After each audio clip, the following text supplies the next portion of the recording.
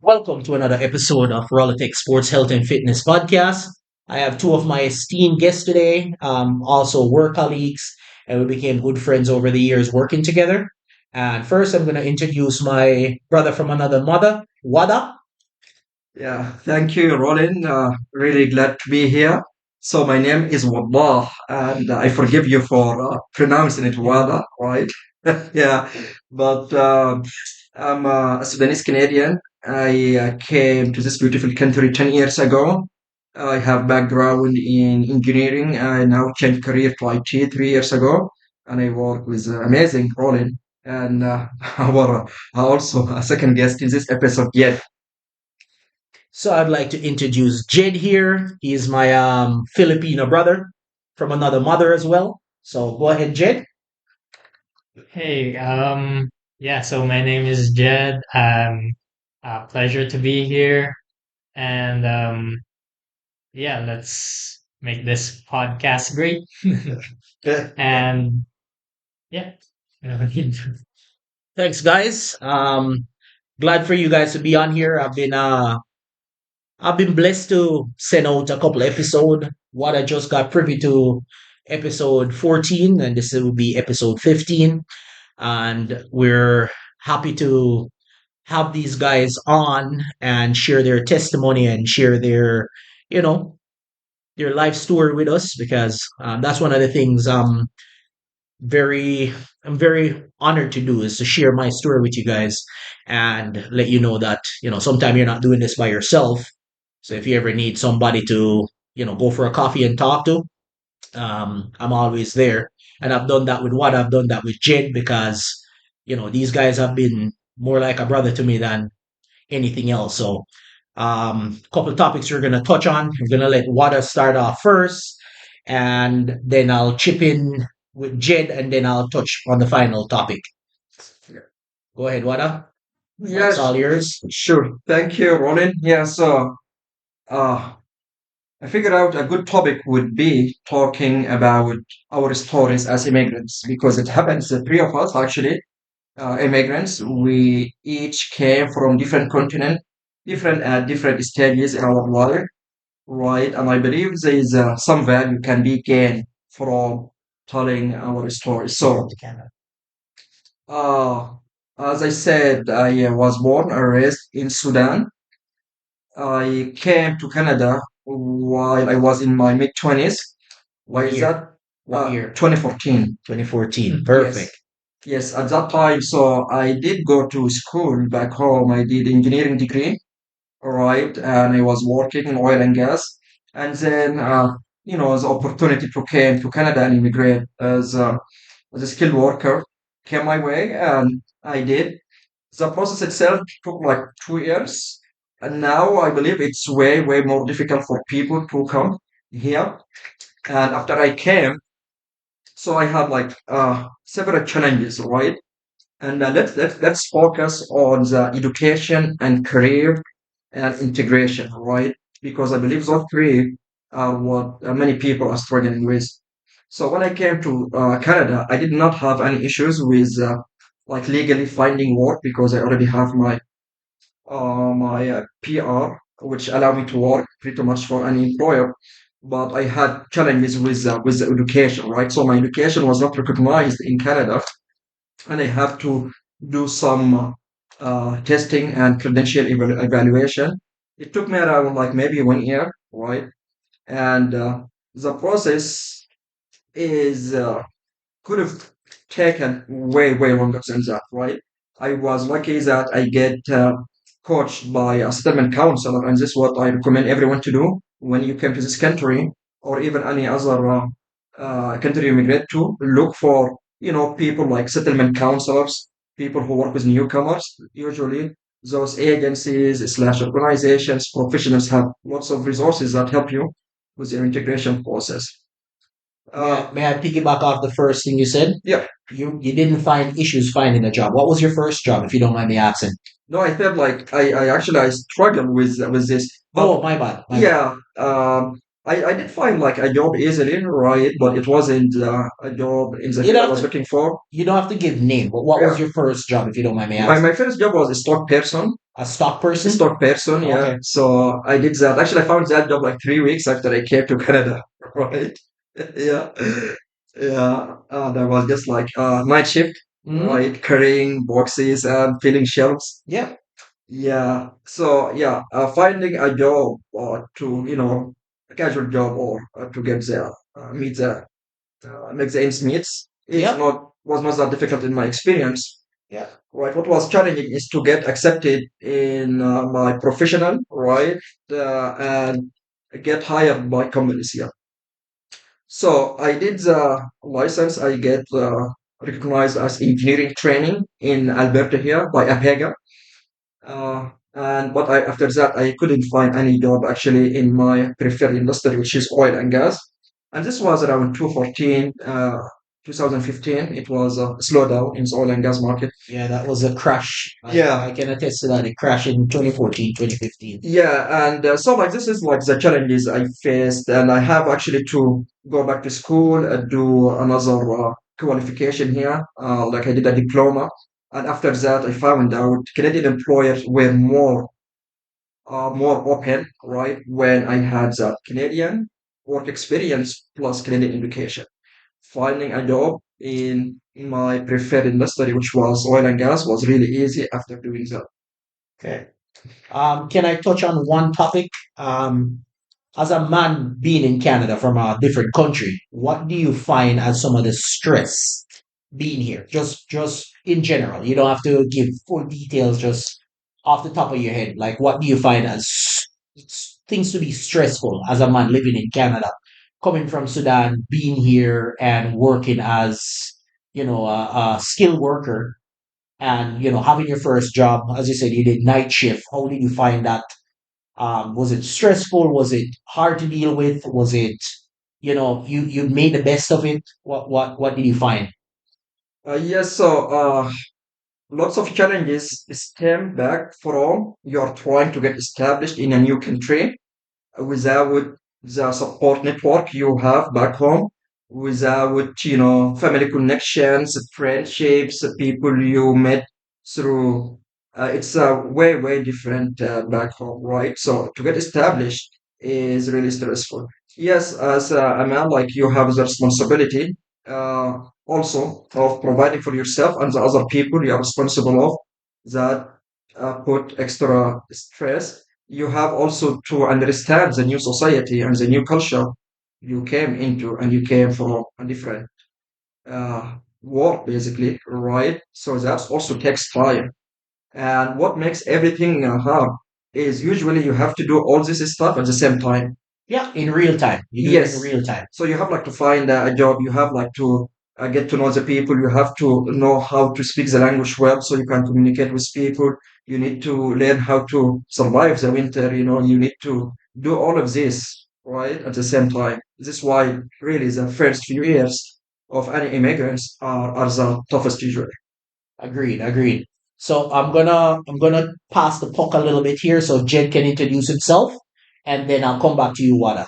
Sure. Go ahead, Jed. Hi guys, thanks Roland. Thank you Wada for the nice introduction. I'm Jed. As you know, I'm Filipino. I came here to Canada in back in 2014. Let's see. Thanks, Wada. Yes, um, I came here through my mother because my mother is an immigrant here. So she came from Saudi Arabia. Interesting. Yeah, Yeah. she worked there for as long as I can remember, and then crossed the country here in Canada to um, have a better job, Better better opportunity. opportunity Yeah. for us and her as well. And then um, I never really had trouble finding my first job as my mother um, put me um, put a good word in with me Um, Such as at like the time. reference? Yes. Okay, okay. So yeah, so she put a good word in for me at the hotel she was working at the time, which was the Sheraton Hotel here in Red Deer. Now It's a casino. it's a casino. Yeah, They rebuilt it into a casino, yeah.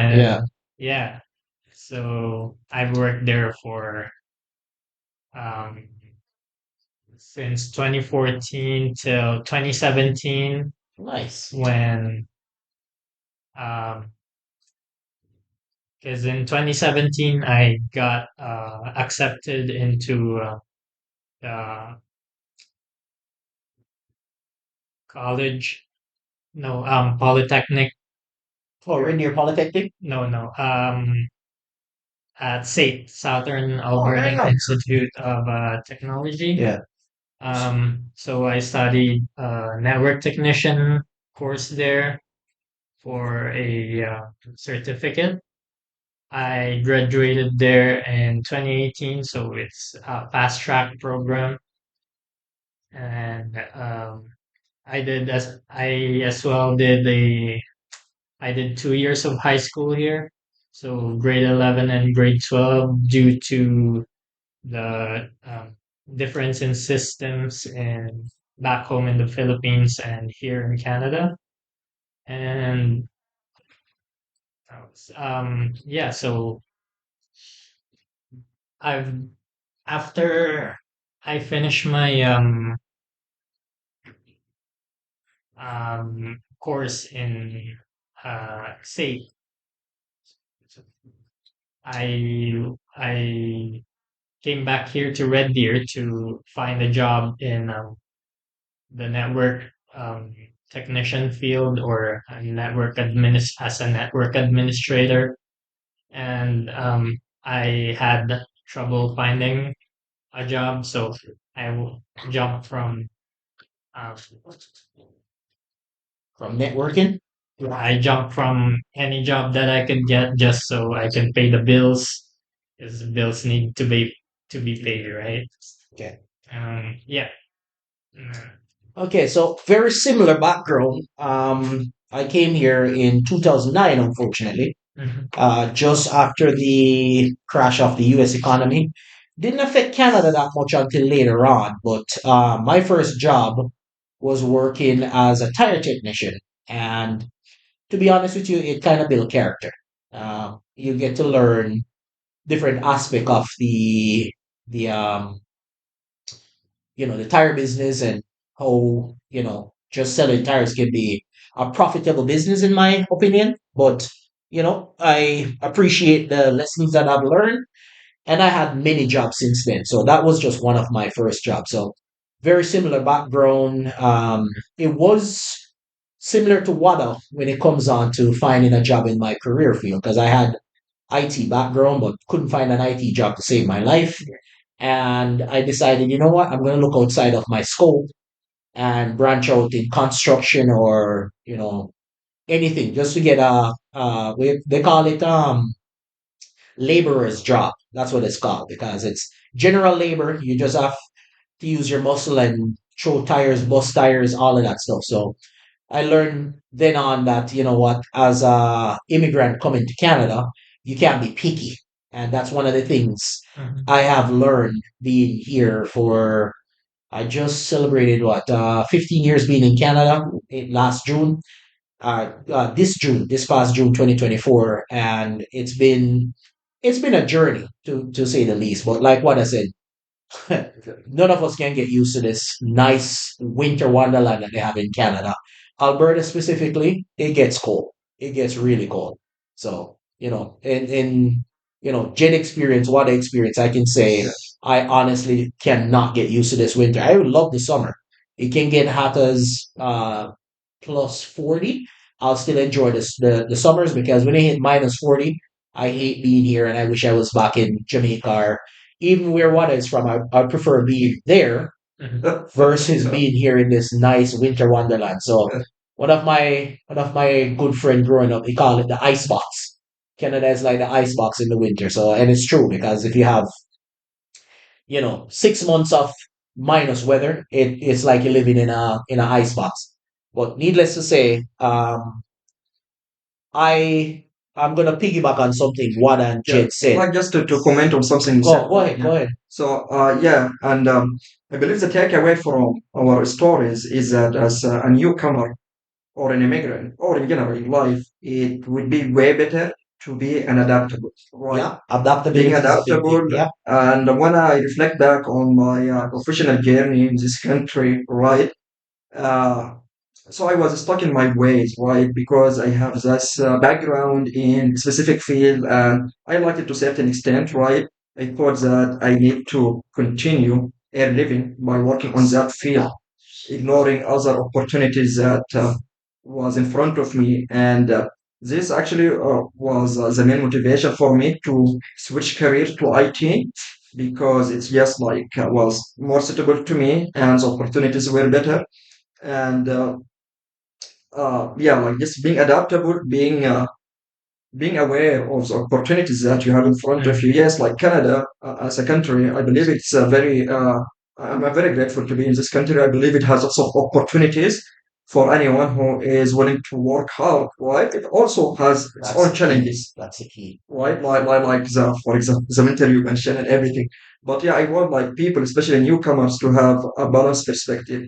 You need to understand that when you first came to any country as immigrant, you face lots of difficulties and challenges, and your perception and your thinking sometimes can be biased, right? So you need to look at the big They picture, were too what you arrogant. want to achieve here, Yeah, and yeah, and then just take talk to someone who did what you want to do. Talk to people like there's lots of coaches, mentors, counselors.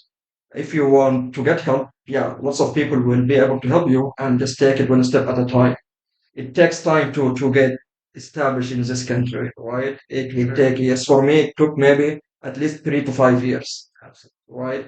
And you cannot actually speed up the process. You can do things too, but like there's no shortcut, right? You need True.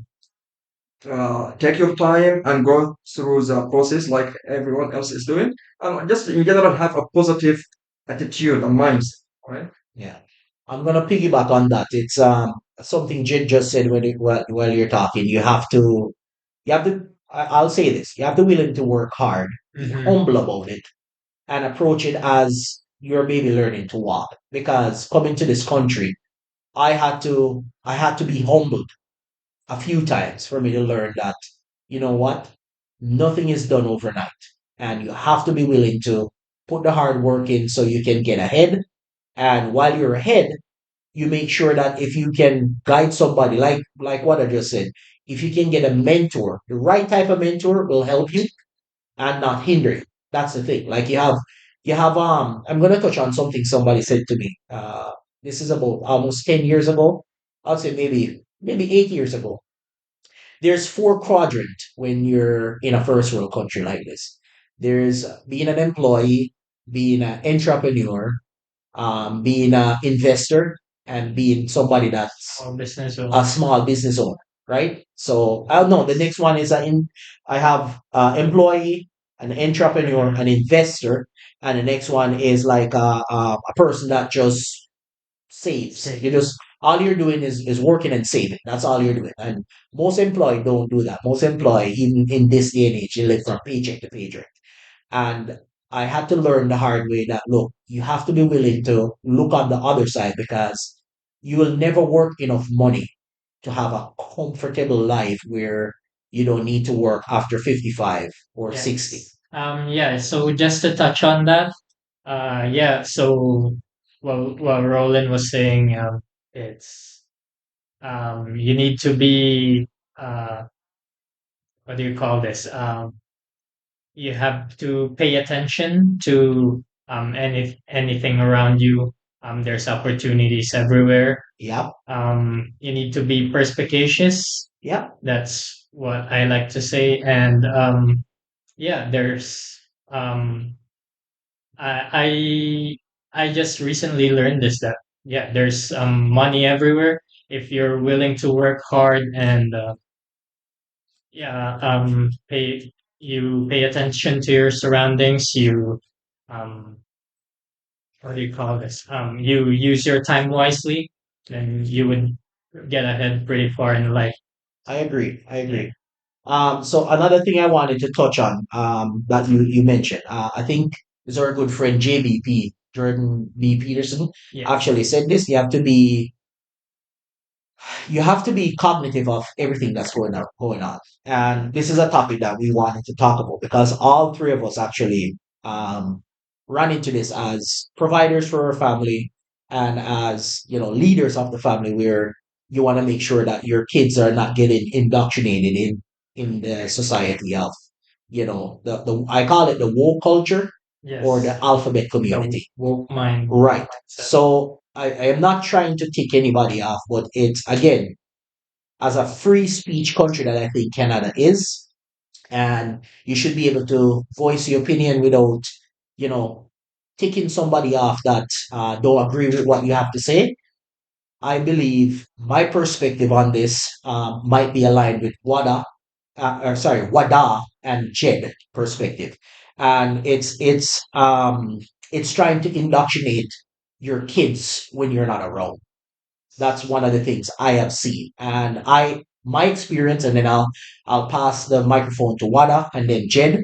Is I had to literally go to even the public library in the area that I live, and I said to them, I appreciate you guys giving kids free will to read certain books, but if as a father at my house, I wouldn't allow my kids to sit down and watch certain movies. I'm not gonna allow them to sit down and read certain books because you're grooming the mind to Mhm. accept certain things, and I will not allow my kids to do that. Like I said in my last episode, I'm trying to navigate a 13-year-old mind just to see likes and dislike when my daughter just turned a teenager, and Mhm. trying to figure out like stuff that will, one trigger or let her be self-conscious about her her looks, her attitude towards other people. And that's, as a father figure in her life, that's what I'm here. I can't be there 24/7, but I can be a person that guides her when she's navigating certain things. And I had a heart to heart conversation with her couple weeks before I was back from being in the NICU, where I said to her, I want you to be able to come and talk to me about anything whatsoever. Sometimes some Like, of the stuff it's outside of my understanding, but there's Google.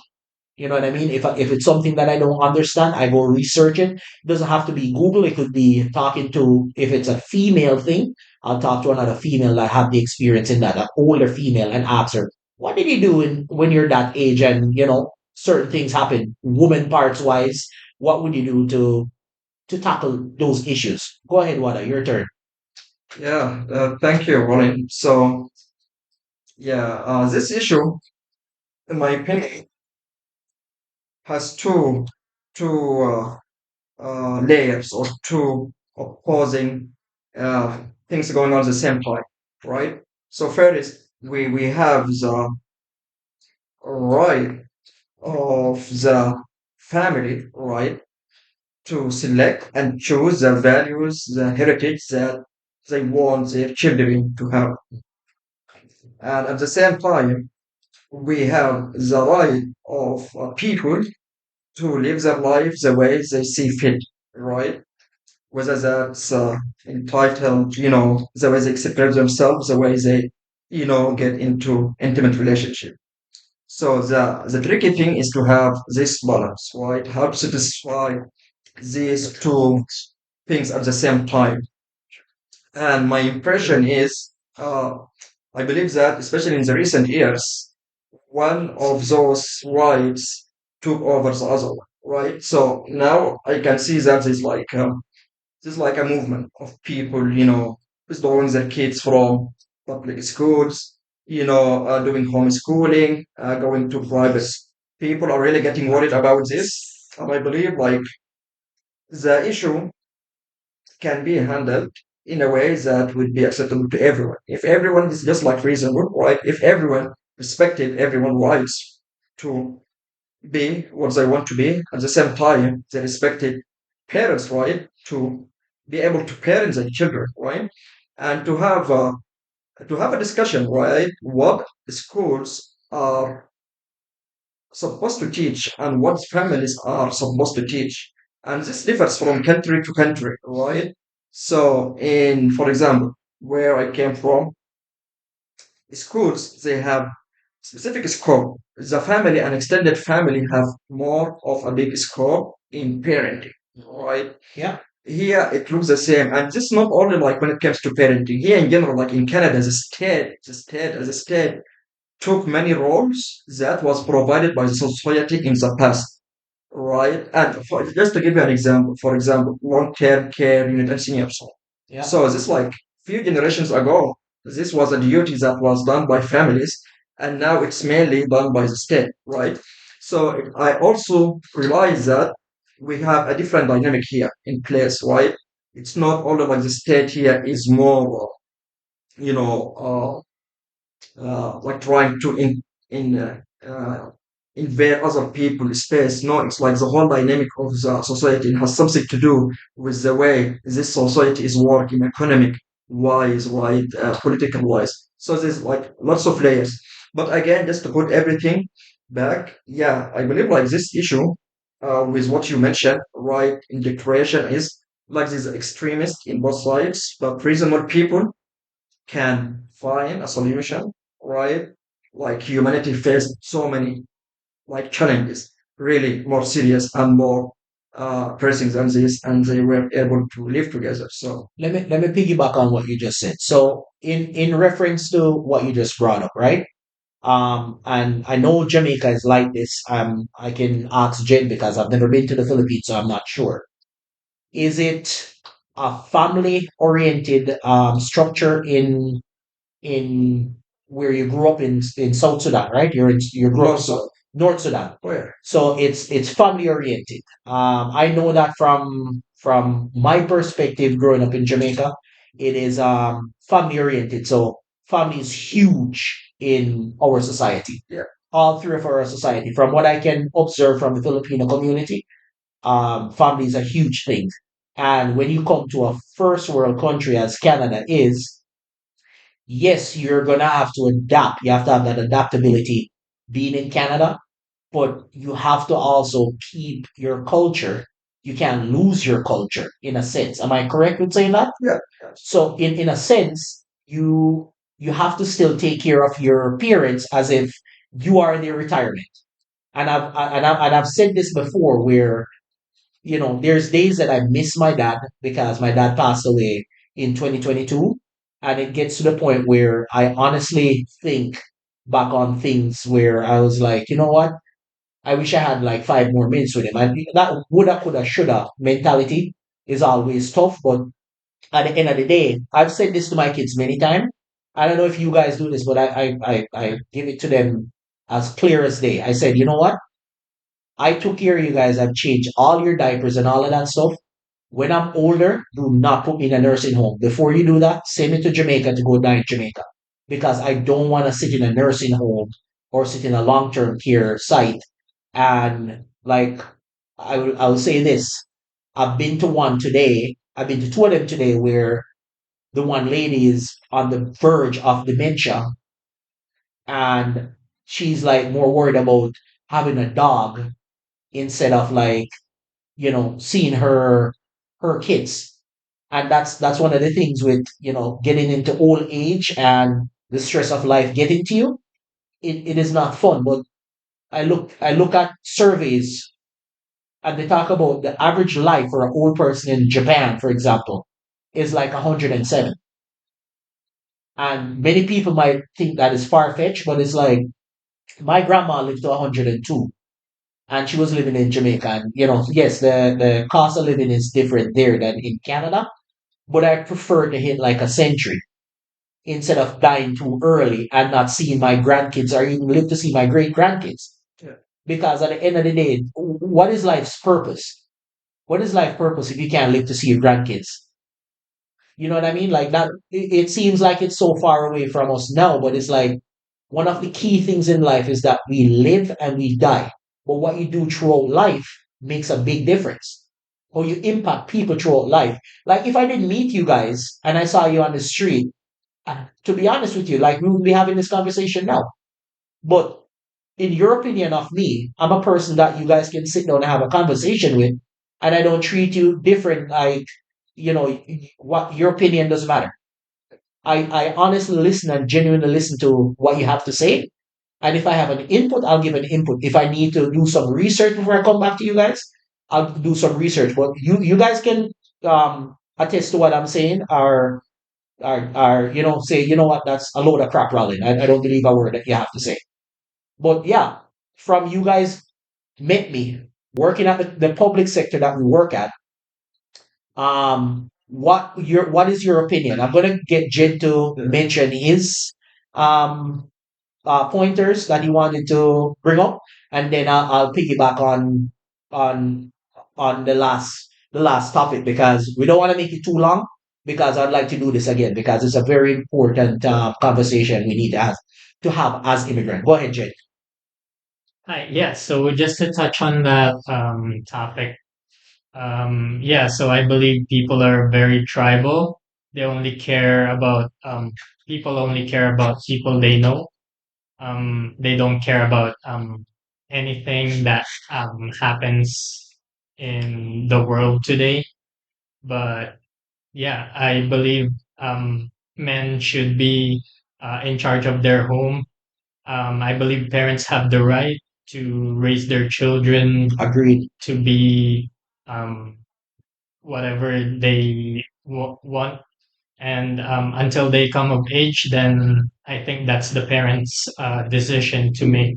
And be leaders for them. Yes, Yeah. men should be strong and firm on their decision at home. And I believe that, uh, how do I say this? Like people who control the world, I don't know who they are, but I think they're trying to push this agenda, feminism, COVID, um, Feminizing your children, yes, even if they're not a woke female. agenda, Yeah. and just to maintain control of the world. I think this is a compliance test for them. Um, pe- they, I think they want more control, and yeah, I think mainstream media and certain social media platforms are pushing this further. So it's up to the parents and the father to instill the Values. values Yeah. that you learned from our previous generation Yeah. to our new generation for today. Yeah. And like one good thing that Jed pointed out there is leading your family with certain values. Yes. Like it means a lot to lead your family with certain values. Okay. These are values that was passed down from generation before you were born. And I was having a conversation with a friend today, right? And we got on the topic of butchering animals, right? For sure. And I said, since I was 6 years old, imagine this: 6 years old, you learn to butcher an animal with your dad. And I have passed that down to all of my kids. All four of my kids know. The fifth one, when he gets older, we're going to be butchering animals just the same, because I realize coming here, as much as it's different with climate and so on, a lot of the values that family hold, I realize the English side of the values that some family hold in the community that have been privileged to be around, and some of the farming community, because I've said this to Jen, I've said this to Wada, where I prefer to be a farmer, because I want my kids to know that the food that you see in all of the grocery stores, nobody snapped their finger like that and it happened and gone on the shelf so you could buy it. It was butchered, it was prepared, it was wrapped and presentable for people to buy it in the grocery store. And if you don't know where your food is coming from, you have to depend on the woke media to give you your food. Most of the products you see in the stores today, it has some type of agenda or some advertising on there. And if you go down that rabbit hole, who knows where you'll end up. I'm gonna get Wada to give his final thought, and then I'm gonna get Jen to give his final thought, and then we're gonna close off this episode. And again, this is not the last time we'll be doing this episode because this was something in the making. I just wanted to make sure that both guys were okay with being available for it. And one of the conversation I want to say this before I what the last pointer. One of the conversation me and Jen had yesterday driving. We drove to the Three Seas for work, and one of the conversation we had was you have to be almost like this person that stands strong for your family, no matter what. And you have to make sure that it doesn't matter or when or how these people that tell you that, oh, you don't have rights to your kids. It's like, okay, well, let's see who's going to win that battle. Because I said to my kids, and I'll say this 1,000 times over, I will die for mine before I just give up the rights to my kids. I will lay down my life for mine before I give up the life for my kids. Absolutely. Because they are the ones that are going to carry on your gene, your heritage, and your values. And if you give other people that opportunity to carry on your legacy versus carry on their legacy versus your legacy, then you fail. That's just my opinion. And Wada, your turn. Yeah, sure. So speaking of parenting and family, and tying this with what you just asked, so yeah, I really learned a lot from you, Rolling, since we met, right? And Thank you. yeah, and I think you are really perfect person to do a podcast like this because just of your experience, of your associations, of all the involvement you are doing. I know that you are pretty much active in your community. You're active at chat. You're active with, basketball and all this stuff. Also at work, right? Everything, man. Everything. Yeah, and what I admire, like personally. So one of the things I learned from you, remember when you were telling me about this idea of dating your daughters and taking them out, even like they are just a child, Yeah. Yeah, I really like this concept. It just resonated strongly with me, and I start to do this with my children, right? So yeah, and I believe it's important to talk about these topics, and people shouldn't be afraid about talking about controversial topics because as long as you are enter the conversation in good faith and you are willing to listen to the other party, right, and the whole thing is done in a respectful environment and way, And we we all can gain just of this. just to add to what you're saying, we can have a disagreement of a conversation we're having Yeah. and still have a good conversation. Oh yeah, absolutely, absolutely. And again, like so, the whole topic of this, right? Like family value, the role of school, the role of media. I believe it just like we need to understand where the real conflict is here, right? To me, it's a matter of defining the scope. Okay, let's have a conversation. What a family is allowed to teach their children, right? And what the state or the school system is allowed to teach. And if we have different point of view, right, in certain topics, who should have the final say, right? So, and this is like as a society, again, Canada uh, is a very diverse society, Oh yeah, right? We I have agree. like we have differences in any imaginable way, right? And we as Canadians did a really good job in living with each other without, killing each other. I don't see any reason why we shouldn't continue with this tradition, right? Yeah. Just like people, like yeah, just take it easy, relax. It's something that people and societies has been going on, right? Yeah, Like for religion, family, state, these topics has been at the center of the public discourse for centuries, right? And it's the first time in modern history of Canada this thing has overtaken like the household. They call it the nuclear family in this era because everybody want to be politically correct, but it's a normal family. A man and a woman raising kids or raising a child is a normal family. There's no nuclear. As I said in the previous podcast, nuclear is like a bomb going off. I don't think of it as nuclear. I think of it as a normal family. But sorry, I need to get Jed on his final thought and then we'll close it off. Uh, yeah, so completely. There's so much to talk about, but I guess we're running out of time. Yeah, so just to touch on that topic, uh, yeah, so I believe uh, you need to have a strong father in the household. I believe the children should respect their father and follow what he has to say um, completely. And I believe the father has a duty to provide and protect his children from whatever conflicts that's happening, either in social media or mainstream media, or Yeah. um, what they're trying to push in schools, the woke agenda. Um, yeah, but overall, I think um, these problems will be fixed through religion because um, right now I think they're openly mocking Christianity. Christianity as a religion. Um, yeah, so people don't even respect their own religion anymore. Or stand up for it. I think God is very good. I believe in God. I believe there's genuine evil that these people are trying to push. And yeah, so if I believe in cause and effect, so I think if there's genuine evil, there should be. So I think God is real Yeah.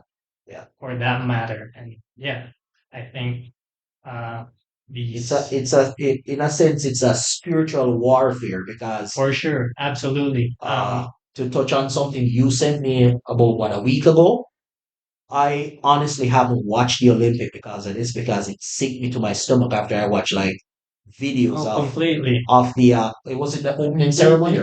Like if you look at 10 years ago versus 10 years now, somebody did a Satan. comparison as this. It's Satanism, man. And you know, Satanism. as Jed just pointed out, it is utter disgust to see kids lining up behind other people. And And like I said, we know that Canada has their multi. I can refer to the Jamaican motto where they said, "Out of many, one people." There's out of many, one people in Canada, but it doesn't mean that I have to adapt what somebody from a different generation or different culture. I can I can experience your culture, but it doesn't mean that I have to, you know, submit myself to everything that your culture does. And with this agenda, it's not even a culture, it's just Satanism. They're shoving it down your throat. And whether you like it or not, you just have to put up with it. And absolutely. the half apology that came out afterwards saying, oh, we're not mocking Christianity. I can tell you this. And whether you can agree with me or disagree, go try that in Africa, go try that in a different country and see the outcome. And And I'm, there, I'm not pushing violence on anybody, but I'm just saying certain countries don't fall for this crap. they're And they see it from a openly, mile away. Go ahead, Jen. yes, yeah, absolutely. So they're openly purporting that into our children. Yeah. Yeah, Yeah. they're saying they're like the LGBTQ. They're openly saying they're coming for our children. I think just because they can't reproduce, that's Yeah. why Yeah. they're trying to um, purport that into our children.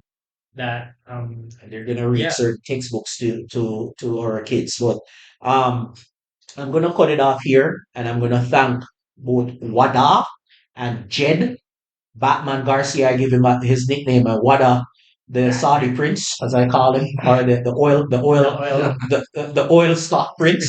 But it's just in good faith. I appreciate these guys, and we're gonna try to have another episode with Wada and Jen, because these guys, as I said, like we can feed off each other's energy, but it gets to the point where we have to sit down and as both we are all fathers, right? And we didn't really get to touch on that topic, but it's like as fathers, as Jed Next time. Pointed out, And what I pointed out, we have to be leaders for our family. And we have to lead the next generation into, I don't know, this is not even just the 21st century, but I'll call it the technological century, because if we don't, we're gonna leave it up to other people to do it. And with that being said, thanks again, Jed. Thanks again, Wada, for being on here. Rollo out. Thank you, man. Awesome. I just would like to say thank you to Roland and Wada for having me here. And I think this podcast has the potential to be great. And yeah, continue supporting Roland. And I'll see you next time. Yeah, thank you everyone for tuning in. See you next time. Thanks, guys.